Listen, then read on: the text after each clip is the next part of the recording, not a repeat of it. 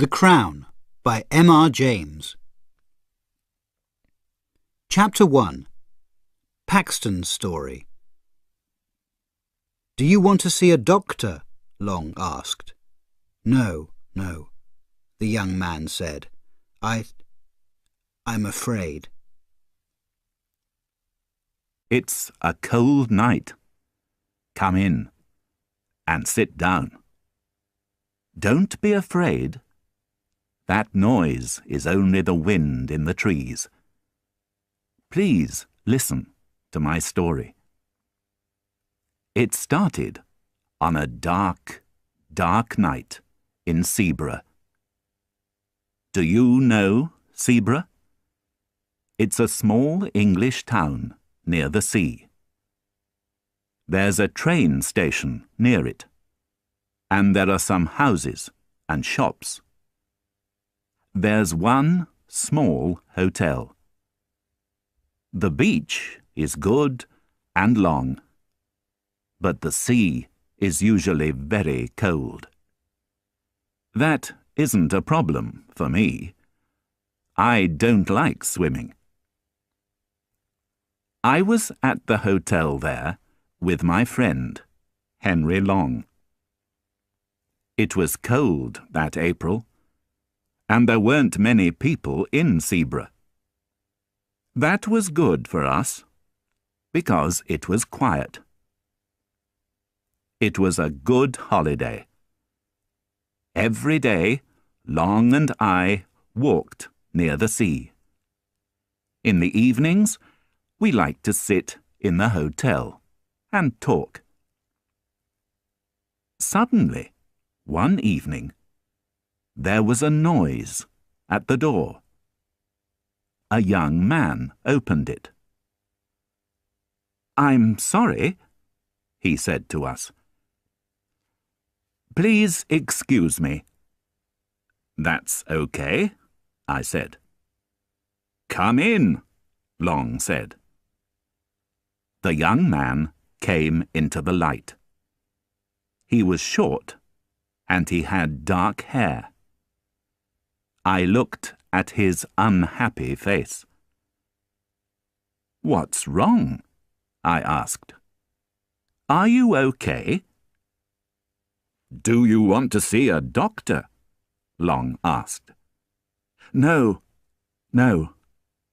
the young man said. I'm afraid." "Why?" Long asked. The young man didn't answer my friend's question. "Sit down and have a drink," I said. "What's your name?" "Paxton." He didn't say his first name. I don't know it today. "What's wrong, Paxton?" I asked. The young man looked at me and then at Long. His eyes were big and his face was white. "You don't know me," he said. "I understand that. But please believe me. Please." This was very important to him. Then Paxton started his story. Long and I listened for a long time. Here is his story. Paxton was on holiday in Seaborough too. He liked old buildings, and there were a lot of them near Seaborough. One day, he went on his bicycle to a church near the town. It was a beautiful, small church. There was an old picture on it with 3 crowns. It was very interesting, and Paxton wanted to know about it. There was an old man in the church garden. "Excuse me," Paxton said. "What do you know about this picture?" The old man put down his spade and looked at the young man. "Do you know the story of the 3 crowns?" he asked. "No," Paxton answered.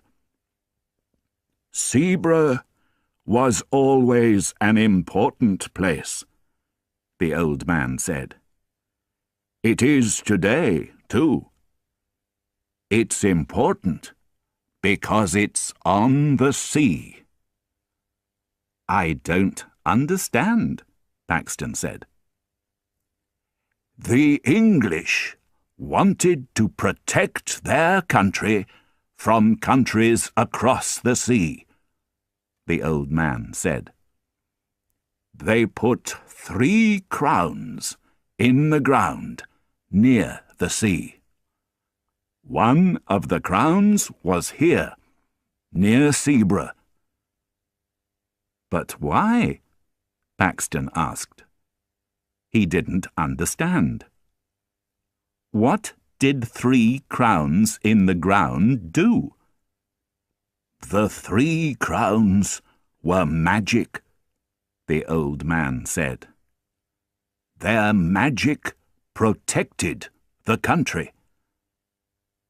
"Do people believe that?" Paxton asked, with a smile. "Many people here in Seabrugh believe it," the old man answered. "But do you believe it?" Paxton said. The old man looked at the dark sea. His eyes were dark too. He didn't answer Paxton's question. "And where are these crowns now?" Paxton asked. He looked at the water too. There was a boat on the sea. It was small, on the dark water. "That's a difficult question," the old man said. "One of them is in London now. Every day, people on holiday can go and look at it. One of the crowns is in the sea. Now only 1 crown is in the ground, but its magic is working today." "Do you know about the last crown?" Paxton asked. "Where is it?" "I don't know that," the old man said. "Who knows?" Paxton said. "Only the Agers family." "Who are they?" The old man looked into Paxton's eyes. "Agers is a very old name in Seabrugh. The Agers were a family here for many years.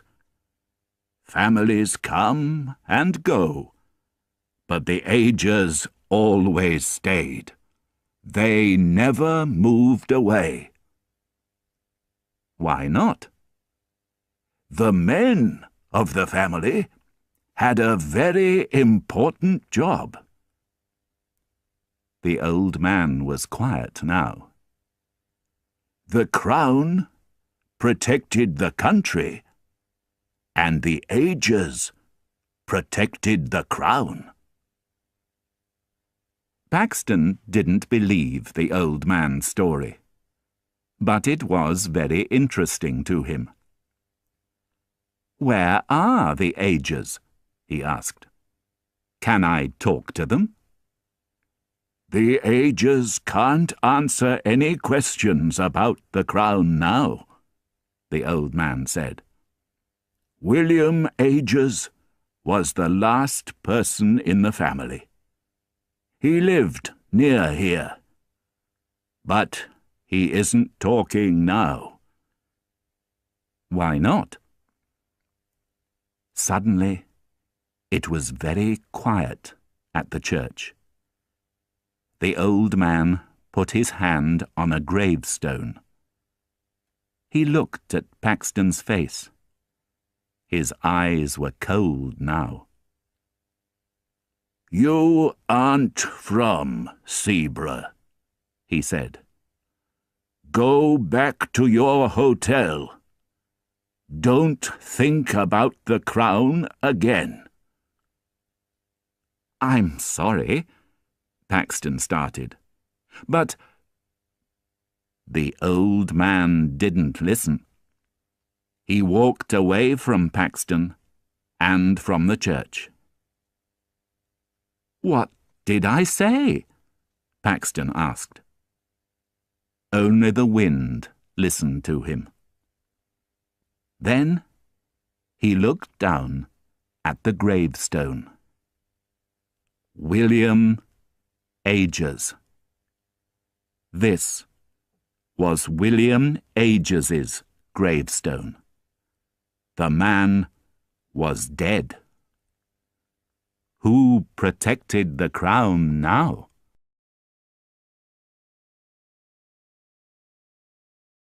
Chapter 2.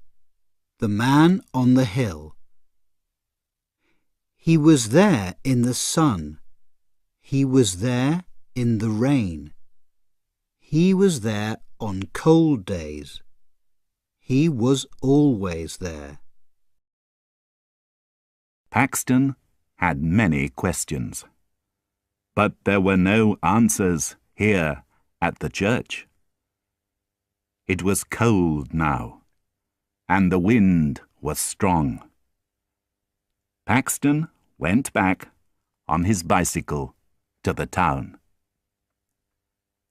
He didn't want to think about the Crown or William Ages. He stopped at a small shop. There were some old books there.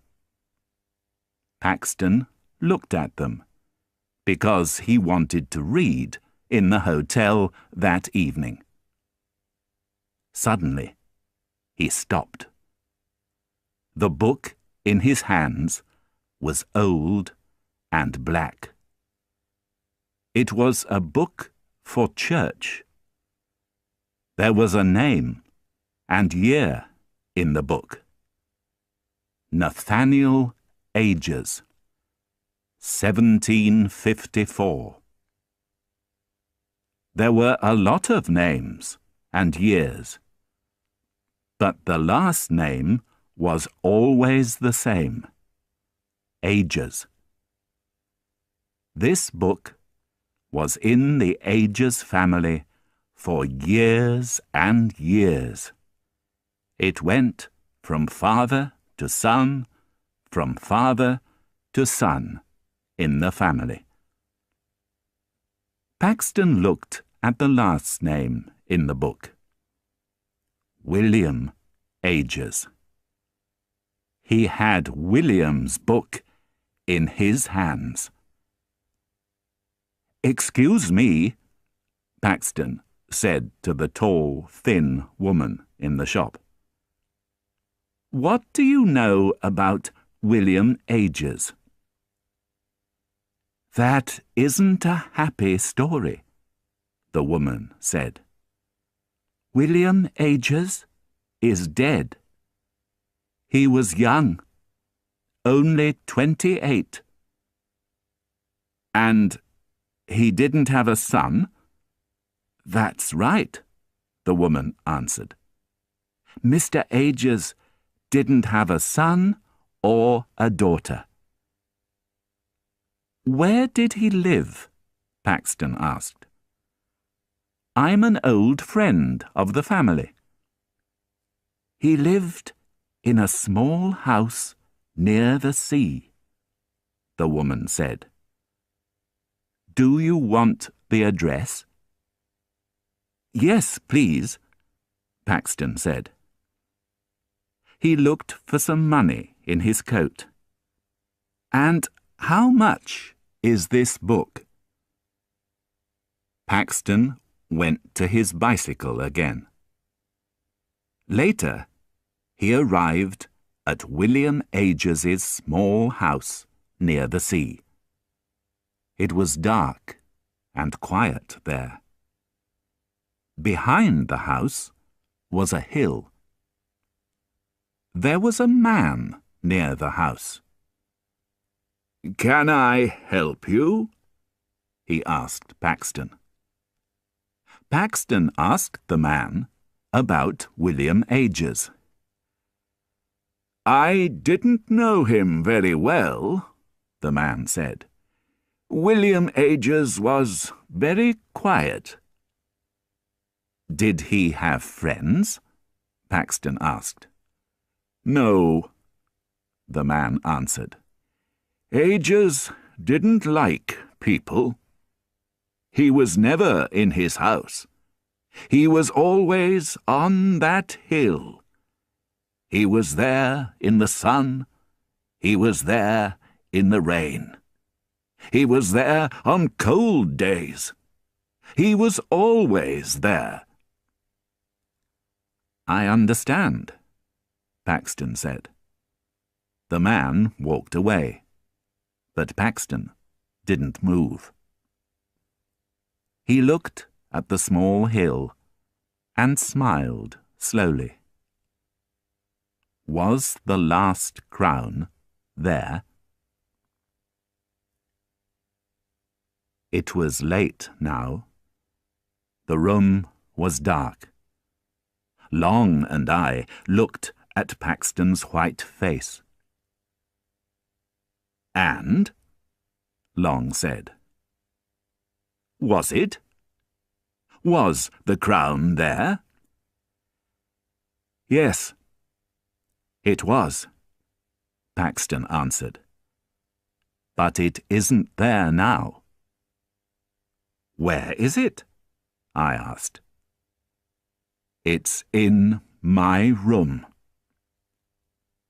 I didn't believe him. "The crown is here? In this hotel?" I said. Can we see it?" Long asked. Paxton didn't answer.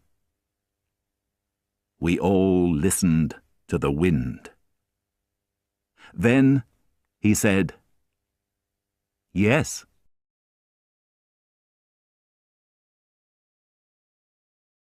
Chapter 3.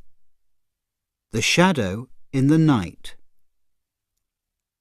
There was a person near the door to our room. No, it wasn't a person, it was a shadow. Paxton closed the door to his room quickly. Then he put a black bag on the table. "Is it in there?" I asked. Paxton didn't answer. Slowly, he opened the bag. In his hand was a black book. It was very old. Paxton opened it for us. "Can you see the names?" he said. Long looked at the names in the book. "William Ages," he said. But I didn't look at it. No. I looked at the crown in our new friend's hands. It was very old, but it was beautiful. I had a lot of questions. How old was the crown? Was it light or heavy? I moved my hand to the crown. But Paxton shouted, "No!" I stopped asking questions and looked at Paxton. "I'm sorry," he said to me. "But you don't understand my problem. I want to put the crown back in the ground." I didn't believe him. "You can't put it back," I said. "This crown is very important. Telephone the newspapers in London." "No, you don't understand," Paxton said again. His eyes were big and afraid. "Okay, let's go to our room," Long said. "We can talk about the problem there." Paxton put the crown back in the black bag. He went to the door, but then he stopped. "Wait. Go before me and look in your room," he said. "Please." "But why?" Long said. "We're the only visitors in this hotel." But then we remembered the crown in Paxton's black bag. I opened the door, and we looked left and right. There was a person near the door to our room. No, it wasn't a person. It was a shadow. It moved quickly. "Who was that?" Long asked. We were in our room now. "I don't know," I answered. "A hotel worker?" "No, it wasn't a hotel worker," Paxton said. He finished his story for us. Paxton went back to the hotel from William Ages's house that afternoon. In his room, he looked at the Ages's book for a long time. Then he closed the book and went down for some food. Later, he went back to the room. The book was open at William Ages's name. Paxton was afraid. But that didn't stop him. He went to the hill again with his spade. It was dark now, but he didn't stop working. Suddenly, there was a noise. Was it the wind? Paxton looked behind him. Was there a man in the trees? A dark shadow? No, of course not. Paxton started to work again. The spade was heavy now, and it was a difficult job.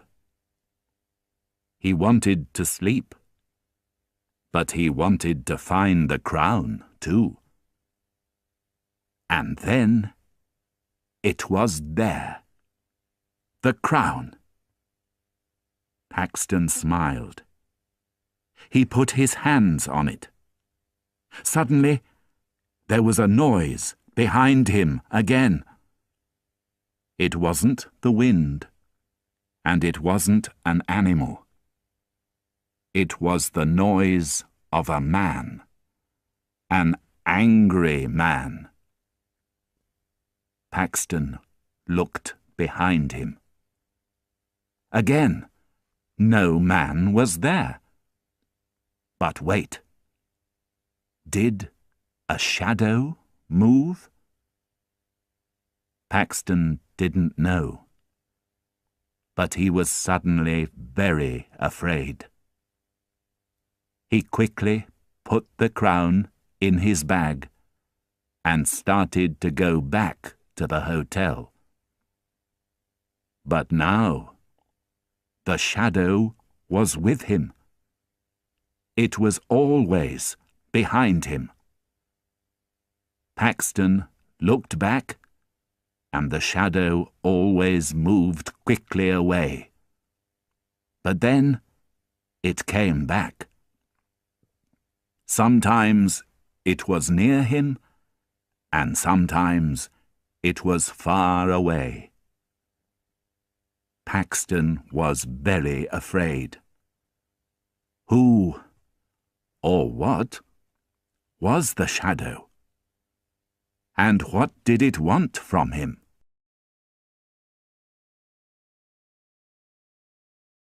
Chapter 4. A Cold, Dark Night. I wanted to be far away from this cold, dark place. I wanted to be at home. Paxton stopped. "That's my story," he said. "Do you believe me?" I didn't believe it, but I didn't say that to Paxton. "You believe it," I answered, "and that's the important thing." But then I remembered the shadow near the door to our hotel room. "What can I do now?" Paxton asked. I looked at Long, then at Paxton. "Okay," I said. "We're going to help you. We're going to come with you and put the crown back in its place under the ground. Let's go." Paxton smiled. But it wasn't a very happy smile. "Thank you. Thank you," he said. He went to his room. I looked at the window. It was a dark night. Long and I put on our coats and went to the hotel door. Paxton was there in front of the hotel. He had the black bag and the spade in his hands. It was cold, and we walked quickly. We walked near the church. I put my head down and didn't look up. I didn't want to see the gravestone of William Agers that night. "Are we near the place?" Long asked. My friend Henry Long likes walking, but he doesn't usually walk very quickly. "Yes," Paxton answered. Suddenly, I looked left. "What's that?" I said. "What did you see?" Long asked. "There's a man. He's watching us from those trees. I know it." We looked and looked at the trees. There wasn't a man there now.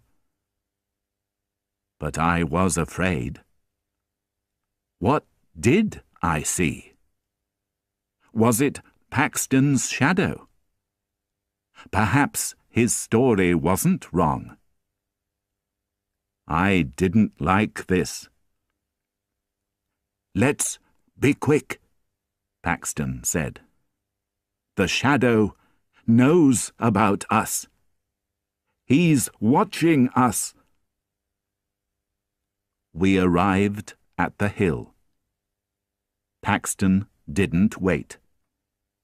He started to work with the spade. Long and I only watched. "Can I help now?" I said to Paxton. But he didn't stop. "This is my job," he said. Then he said to us, Give it to me. We put the bag on the ground near him, but we didn't open it. Paxton did that. I looked at the crown for the last time in Paxton's hands. He finished the job quickly. Is it in the ground? I asked him. Yes. I smiled. But Paxton didn't smile. Let's go back to the hotel, Long said. It's very late, and our beds are waiting for us. We started to walk down the hill. Suddenly, Long said, Remember your coat, Paxton. It's up on the hill. I looked up the hill behind us. Long was right. Paxton's long, dark coat was there on the ground. But our new friend didn't move. What's wrong, Paxton? I asked. His face was white. His mouth moved, but he didn't talk. Are you okay? Long asked. I didn't bring my coat, Paxton said. It's in my hotel room. The dark thing on the hill wasn't his coat. But what was it? I looked again. It wasn't there now. We went down the hill very quickly. We didn't talk. We only listened to the noise of the sea. Sometimes I looked behind us. Was that a shadow behind the trees? Did a shadow move in the church garden? Was there a dark shadow behind the gravestones? I didn't know, and I didn't want to know. I wanted to be in my bed. No, I wanted to be far away from this cold, dark place. I wanted to be at home. We arrived at the hotel at 12 o'clock. A hotel worker opened the door for us. He looked at the three of us. It's a cold night, he said. I was afraid. But I smiled. Yes, it is. The hotel worker looked up the road behind us. Did you meet any people on the road? He asked. No, Paxton said. We were the only people in Zebra.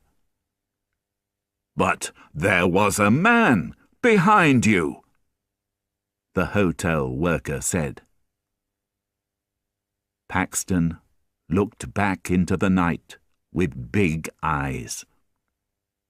The shadow wasn't there now. The three of us went to our room. Paxton went to the window. It's okay now, I said to him. The crown is in its place again. You're not in danger now. Paxton's eyes stayed on the night. Perhaps, he said. He went to the door. He said, "Thank you," to Long and me. And then he went to his room. "Good night," I said. "Sleep well."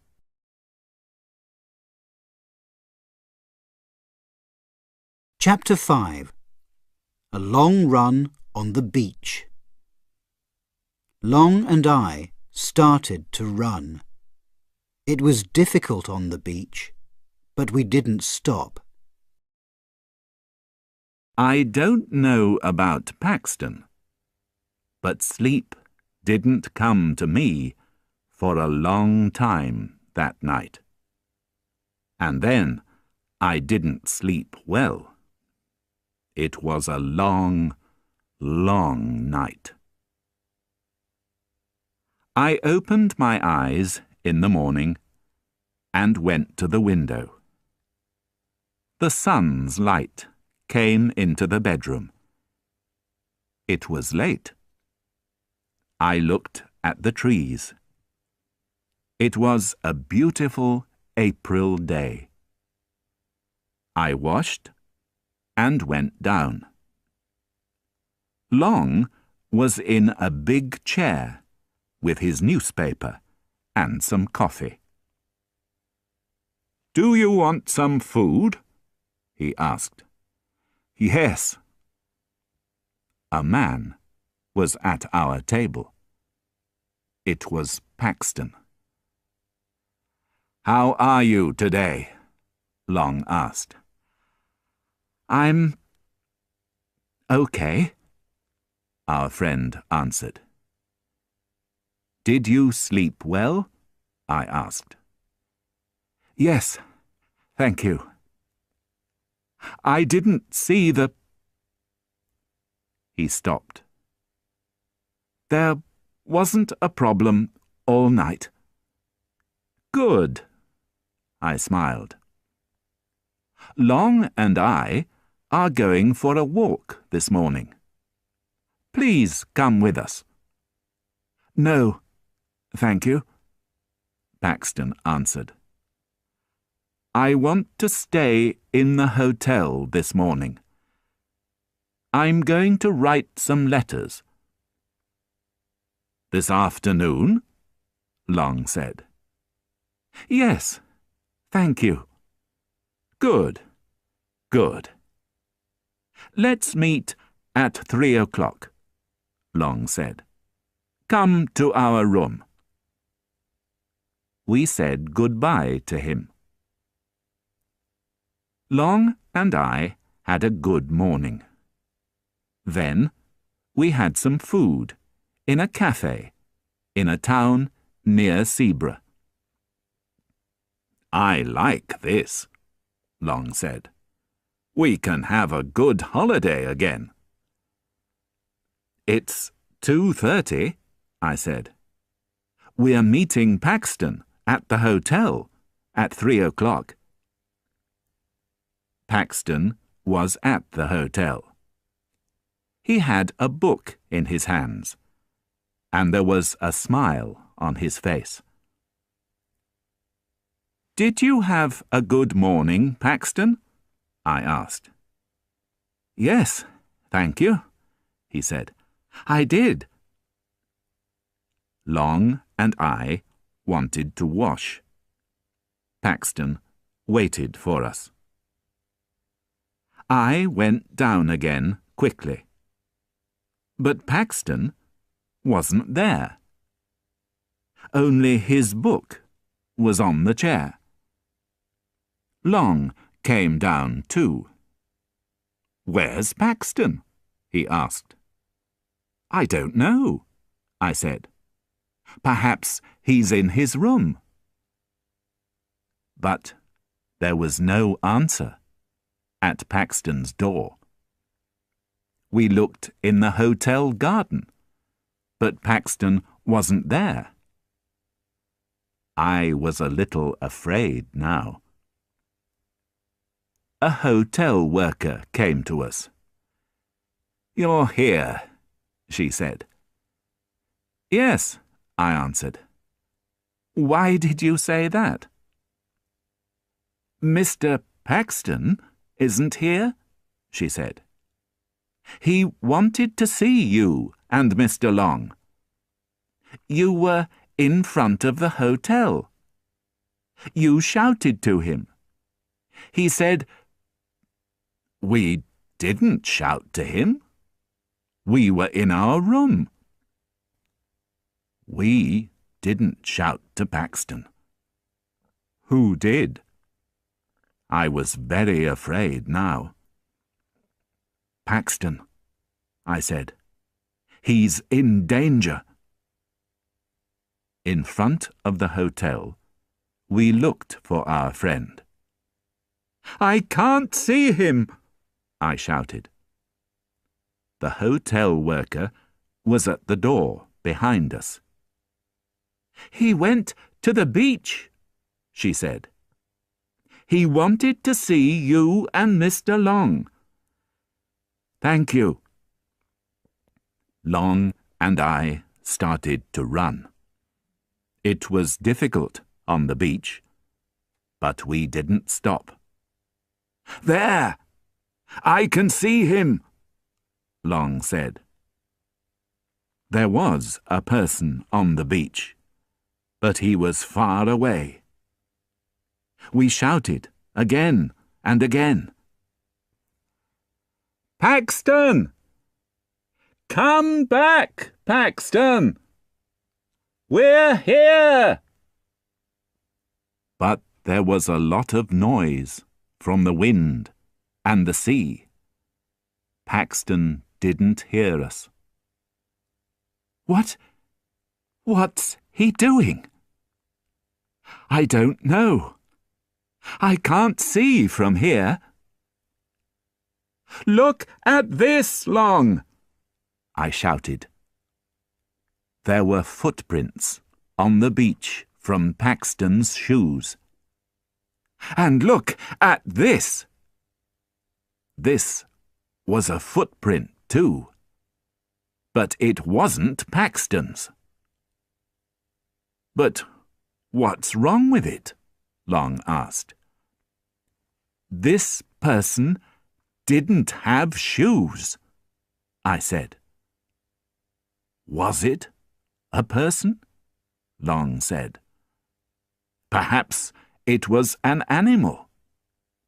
The footprint was very thin. I didn't answer. A name came into my head. William Agers. But William Agers was dead. Quick! I shouted. We started to run again. Where was Paxton now?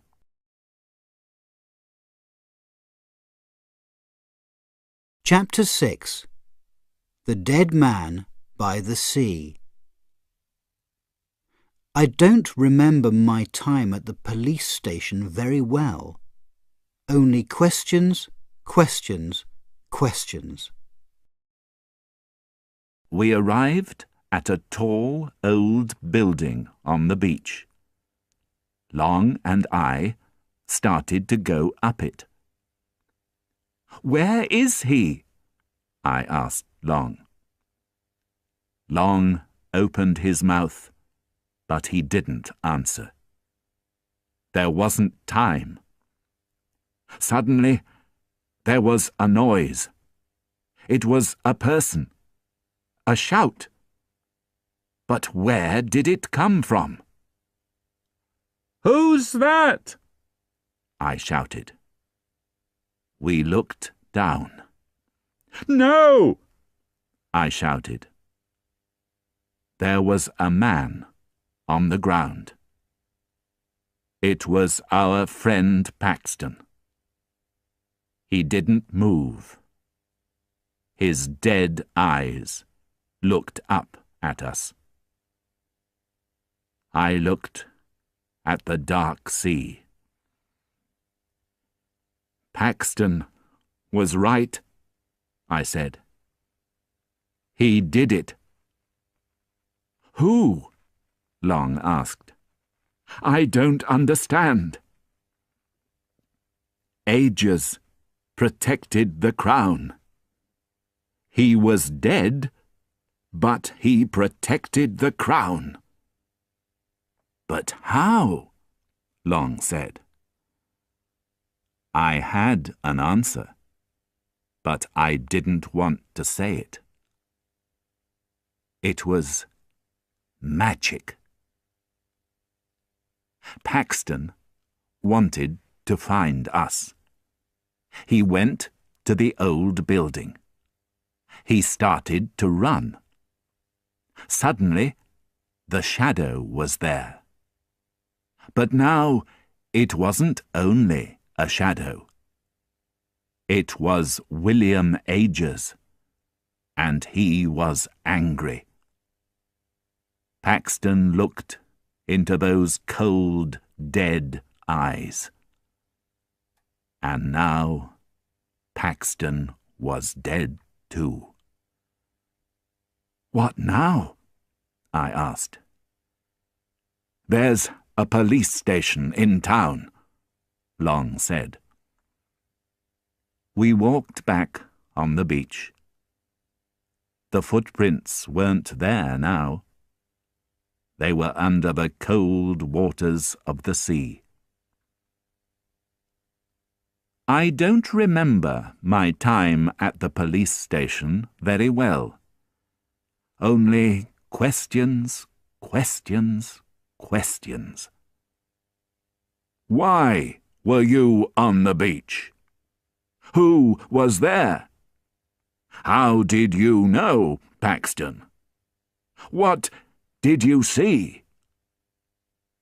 Long and I answered all of them. Yes, there was a man on the beach with Paxton. No, we didn't know him.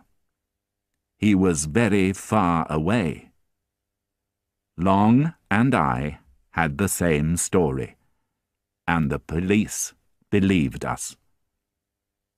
But we didn't talk to them about the crown or about William Ages.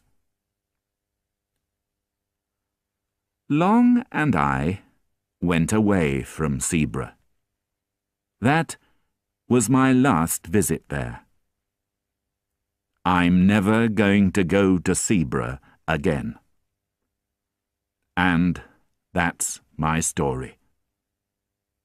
You don't believe me. That's okay. I understand. Before this, I didn't believe stories about magic and dead people. But listen to this, please. Don't go to the small town of Zebra. The little church near the sea is beautiful, but don't go near it. Don't walk up the hill near the sea, and don't look for the last crown. Why? Because a person in Zebra is watching and waiting. He's dead, but that doesn't stop him. He has a job. The crown protects England, and he protects the crown. He is always going to protect the crown. And me? I'm at home again. I see my friend Long sometimes, but we never talk about our holiday in Zebra. I do my job every day, and I'm happy. But at night, I don't sleep very well. In my bedroom, in the dark, I close my eyes and listen to the wind. I see a cold, dark sea. And under a hill, the last crown sits and waits.